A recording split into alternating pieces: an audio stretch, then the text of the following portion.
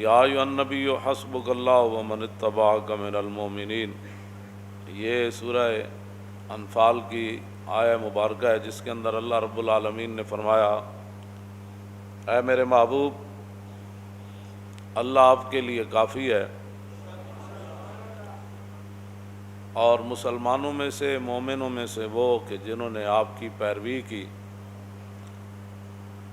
ان کی غلامی آپ کے لیے کافی ہے۔ مفسرین نے لکھا کہ یہ حضرت فاروق اعظم رضی اللہ تعالی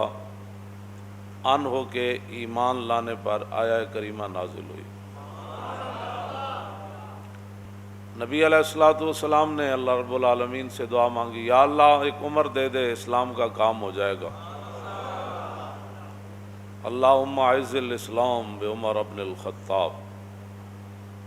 قیامت تک کوئی بھونکتا رہے، کسی کے بھونکنے سے کیا ہوگا؟ قیامت تک کوئی پیشاب میں منہ مارتا رہے، اسے ہمیں کیا غرض ہے؟ کہ جب رسول اللہ نے اللہ سے دعا مانگی، یا اللہ عمر کے ذریعے اسلام کو عزت دے دے۔ ما فشاند نور وساگ آؤ آؤ کند، ہر کسے بر خلقت خود می دند۔ پوری دنیا اور زمین آسمان اور کائنات کا ہر ذرہ حضرت عمر کو جانتا ہے، ان کی غلامی کو بھی جانتا ہے،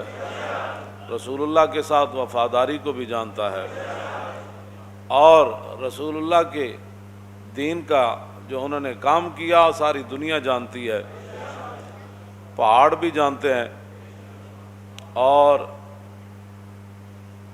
جو حیوان ہیں وہ بھی جانتے ہیں۔ جب فاروق اعظم رضی اللہ تعالیٰ عنہ کو لولو نے دو دھاری خنجر جو ہے زہر سے بجھا ہوا، زہر آلود، حضرت عمر پر دوران نماز، آپ نے اللہ اکبر فرمایا یا نہیں؟ صحابہ اس بارے میں واضح طور پر یہ بات ارشاد نہ فرما سکے کہ حضرت عمر نے اللہ اکبر فرمائی یا ابھی ہاتھ ہی اٹھائے تھے تو اس نے آپ پر حملہ کر دیا دوران نماز، تو آپ کا جسم مبارک جو ہے وہ کٹ گیا اور آپ مصلی رسول کے ساتھ ہی گر پڑے۔ تو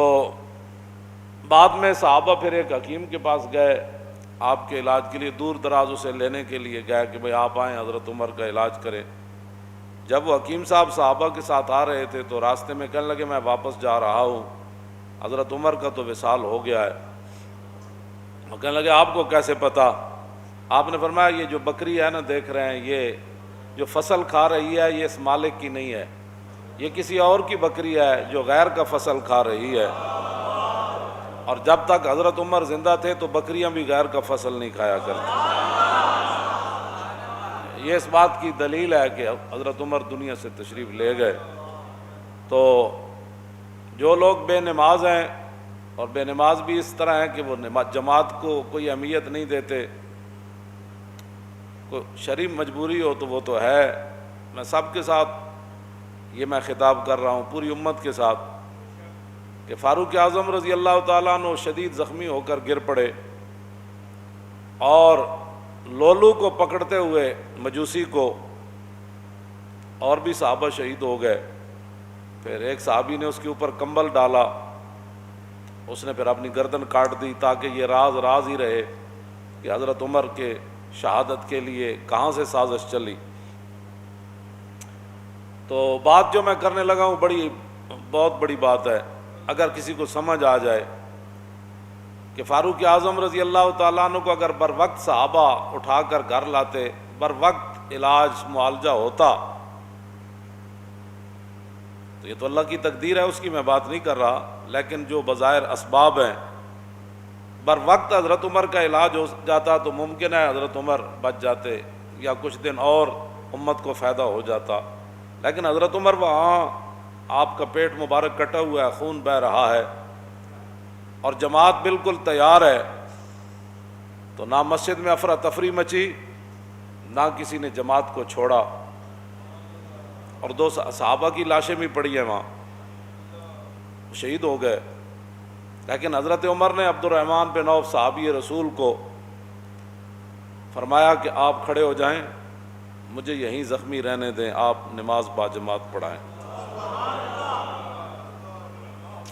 بس اگر کسی کو سمجھ آ جائے تو بہت بڑی بات ہے، اتنا بڑا نقصان ہو رہا تھا، لیکن حضرت عمر نے فرمایا نہیں، جو رسول اللہ راہ دے کر گئے نا، نماز پڑھائیں آپ۔ حضرت عمر ساتھ خون بہہ رہا ہے اور صحابہ کی لاشیں بھی پڑی ہوئی ہیں، لیکن جماعت نہیں چھوڑی گئی۔